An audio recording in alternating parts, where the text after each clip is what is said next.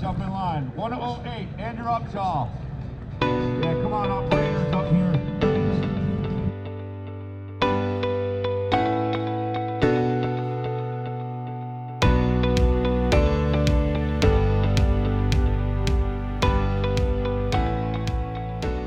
What's up? Back again for another daily fishing video here on Andrew Upshaw Fishing. Today we're going to break down day one Grand Lake, the final, thank goodness, the final Bassmaster Open of the season. I'm going to just tell you guys, Grand Lake has been one of those places that's kind of been a nemesis for me. It's always been a very, very tough place. And not because I don't catch them there in practice or get the bites in practice or have a good practice. It's just like when it comes to the tournament, it always kind of has my number. You know, it doesn't really matter time of year or when or where. It just, for 2 straight days, it's really hard for me to catch fish. You know, sometimes I'll have a really, really good one day and then a really terrible next day. And trying to put those 2 days together on that body of water has been really tough for me. Day one, no different. You know, we had a particular condition during practice. We all kind of dealt with it. I mean, that's the thing about tournament fishing, guys. I'm just going to be honest with you. You know, we can sit here and complain that it's windy or cloudy or the conditions change, cold front, warm front, whatever. We can sit here and make all the excuses in the world, but we all have to deal with it that day of the tournament. And obviously, if you look at the weights, those guys caught their butt. Like, absolutely caught them. And I didn't. Before you even watch the video, I'm going to tell you flat out, I didn't catch them that good. But I did make a few adjustments during the day that kind of salvaged my day. I mean, truthfully. And I'm gonna before I get into how I caught them that day, I'm gonna kind of introduce kind of how I got bit in practice. Now I'm gonna tell you flat out, it wasn't the best practice I've ever had. I could get some bites. I wasn't getting a lot of bites, but I mean, like a few of them that I was getting every day, I felt like were big ones. And so, I don't know, I was like, the potential is there for a big bag. And I just have to get lucky enough to catch a couple of those big ones every day and then still finish out my limit, which I knew the limit was going to be the hardest part. You look at the day 2 results and you can tell how hard it was to catch a limit on that second day. And, you know, let's just dive into the tournament. Let's just talk about the tournament, how it went. So I started out the morning. We had completely different conditions. In practice, it was warm. We had a south wind. And not a super hard south wind, but a decent one. And, you know, the beginning of practice, it was a little cooler, but by the end of practice, man, it was warm, and it was hot, and those fish were biting pretty good. Well, first morning of the tournament, we get a cold front roll in, and we have an extremely hard north wind. Well, doesn't really sound like a bad thing. Some people are going to say, man, that's like fantastic conditions. You know, like you're going to get some wind in the fall. Like, that's a good condition. Well, of course, it's sunny outside, and I'm like, hey, you know, I'm getting bit on docks. You know, and that was my primary deal, is I was getting bit on docks and fishing slow and doing my deal. But my dock bite didn't really pick up until about 9 o'clock every morning. So I start out the morning, and I actually, which is really funny, I ran a few places that my co-angler had said that he'd caught some fish off of in practice, because I was like, you know what? What do I have to lose? My really good stuff isn't going to really kick on until about 9 o'clock anyway.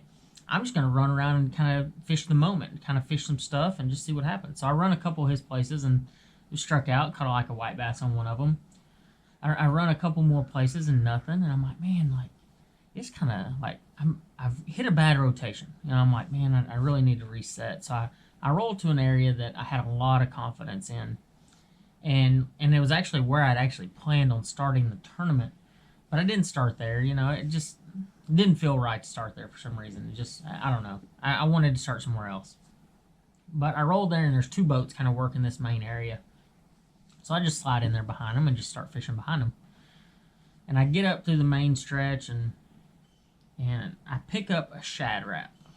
And I'll tell you flat out, guys, like, do you need to throw a shad wrap on Grand? No. You don't need to throw a shad wrap on Grand. I just had tied it on. I called it one of my maybes. You know, we all have those rods that we rig, and you're like, maybe we'll catch a fish. Well, that was in the situation. I knew this place had gotten a lot of pressure. And so I picked up the shad wrap, and I started flinging it around because there was a ton of shad in the area. And I know they'd seen every other crankbait, spinner bait, buzz bait, topwater, everything in there that you could ever throw at them. on this particular spot. So I was like, well, I'll throw something they hadn't seen maybe. Pick it up, start reeling it. Like second cast, I hooked a big one. And I thought I was snagged. Because, I mean, when you're throwing a spinning rod and all this stuff, you hook up and I'm like, man, it's a big one. Land it. It's the biggest one of the day. I mean, it's definitely a bonus fish.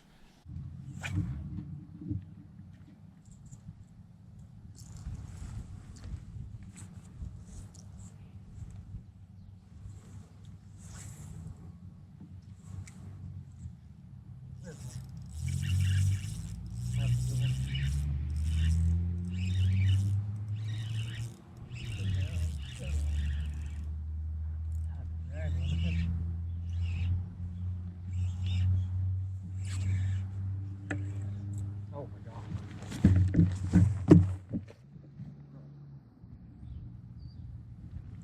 Thank you, big son of a gun.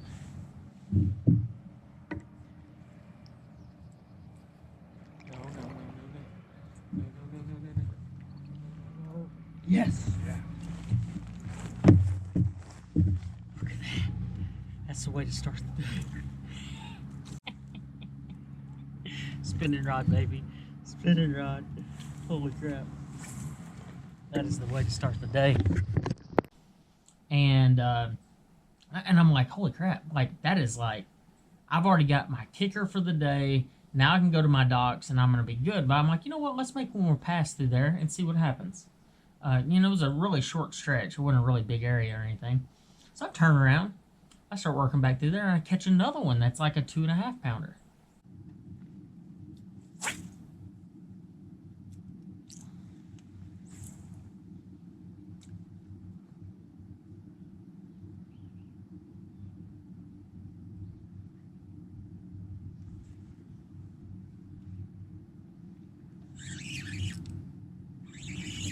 Oh, it's another big one.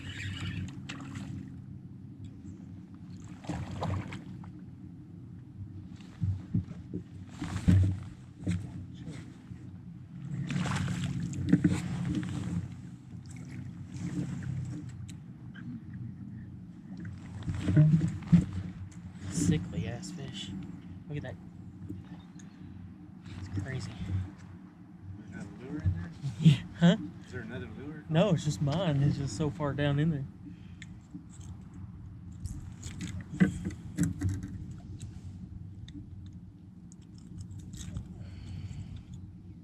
What you got on, like a little Rapala? Yeah, just a little raffle. Oh, it broke off too. Alright. Like, I can't believe it. Like, and it chokes it. I mean, just completely down its throat. I'm like, man, like, I've already got 2. It's 9:30. Like, we're going to catch them today. But it's 9:30. So, you know what I said earlier, like, my morning stuff didn't really kick off until about 9 o'clock. So I'm like, I need to go start hitting some docks. I roll up to a dock, start swimming I'm actually throwing a rage bug is my main little deal. Flipping a rage bug on a 3/8 ounce Strike King tungsten weight. And I'm flipping it back up in these docks and stuff. And people are going to say, man, why weren't you throwing a jig? Why weren't you throwing this or that? And you could get bit on literally everything. But what I learned is if I just kind of picked up one rod and kept it in my hand, I had more of a chance to just catch them. Like, and something I had confidence in. And that Bama bug, rage bug, it's just always been a big staple of mine. And I was actually telling Hallman about it in practice. I was like, you know, that Bama bug, I think I got on a run last year where I fished like 5 events with Bama bug. And it's just a confidence thing. I don't even know if the color really mattered. Anyways, I start flipping around and I'm reeling it out of a dock, and I see a keeper come up on top of the water and try to eat it and miss it. And I'm like, oh my gosh. And it was like 15, 16 inch. I mean, it was literally, it almost touched it with a rod. That's how close it was. And I'm like, all right, it's okay. No big deal. Like, we'll survive. Like, it's just a 15 incher. I've already got 2. It's early. And then I start running my stuff. I run this dock. I run that dock. Run this dock. I run that dock. And nothing. And it took about 10 docks where I've actually shaken some fish off of, or some really high potential docks, and never got a bite off of them. And I'm like, okay, something's changed, massively changed. And I don't know. And I'm like, all right, what do I need to do? What's going on? And to be honest, the first clue should have been when I was reeling it out, one tried to eat it, because that means the fish was suspended under the dock. I didn't take that clue though. You know, I took the clue as of they're sitting down there looking at my bait and they're just not wanting to eat it. I don't really think that was the case, guys. But so I start rolling around. I'm like, you know what? I need to go back to that bank where I caught those two and just hit it real quick, because I'm going to run to some docks that were way further away from that anyway. And so I roll over there to it, and I start fishing through that stretch, and I catch a non-keeper. It's like a 10 or 12 incher, and I'm like, all right, whatever. And I kind of round this corner, and I tell my co-angler, I'm like, man, like, I'm really surprised we hadn't caught another fish right here, because it kind of seemed like they were in here pretty good. You know, I caught two real fast that morning. And about that time, I have one hit it, and I set the hook, and I'm like, oh my gosh, this is another big one. I had one, I guess, knocked it a little bit. Oh, there's one. Oh my gosh. Yeah, that's a good one there.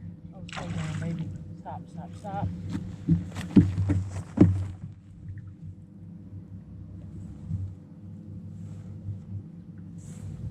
Yeah, I barely got this thing.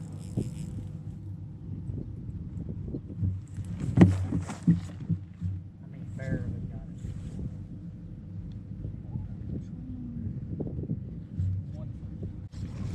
Oh my gosh, stay, please stay. Please stay. Please stay. Please stay. Please, please, please. Please. He'll stay there.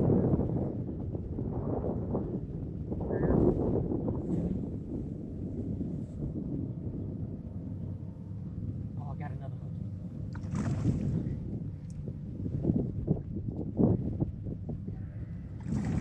Oh my gosh, stop.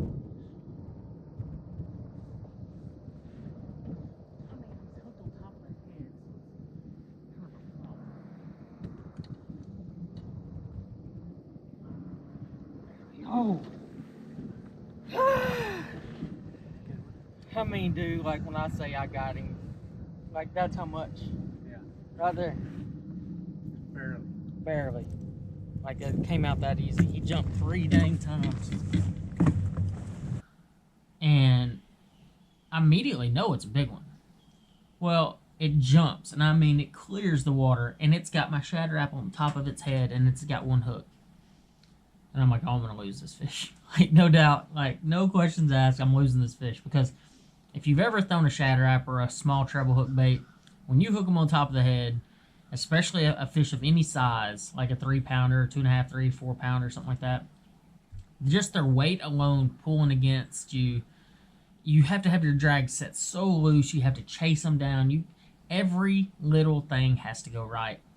I fight this fish around, and my main deal was I was trying to swing my rod. If you notice in the video, like you'll see me swinging my rod like this sometimes, and I'm trying to get another hook in the fish, and I do.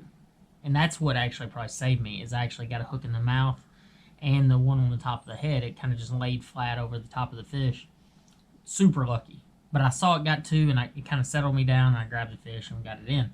So I've got 3, and it's like, I don't know, 11 o'clock or so. And I'm like, so I've got 5 hours, or 4.5 hours, whatever it was, to catch 2 more fish. I got this, like no problem. I got 100 docks that I can go get a bite off of, or I felt pretty confident that I could get bit off of. And I got all these other little rock places where I can crank and do all these little things, and that was it. That was literally it. I never had another keeper bite all day. I worked so hard to try to catch 2 more keepers, and Grand Lake got me. I mean, Grand Lake pretty much said, ha, you thought you were going to catch 2 more, didn't you? And then I didn't. And I was reeling. I was just like, what the heck? I remember checking in. I look at my co-angler, I'm like, I honestly can't believe I didn't catch 2 more keepers. Like, didn't even have 2 more opportunities to catch keepers. Like, that was it. I went and skipped docks. I went and did everything that I thought I could do just to catch 2 keepers. It didn't happen for me. And then when I get in and I see, Holman already had weighed in, and he had like 12.5 pounds. Castledine gets in there at the same time as me, and he's got 12 3/4 pounds. And they both had great days. Like, I talked to Castledine, and he called like 3 times. No big deal. Like, he's like, yeah, I caught him this way and that way and every other way. And I'm just like, I don't know what I was doing wrong. But I did figure out what I was doing wrong. And, you know, I think that's what frustrates me the most is for whatever reason, that particular day, I did not fish the conditions. You want to talk about mistakes, you want to talk about transparency. I did not fish a good day. I got lucky and got 3 big bites, is all it was. I weighed in 8 pounds, 9 ounces with 3.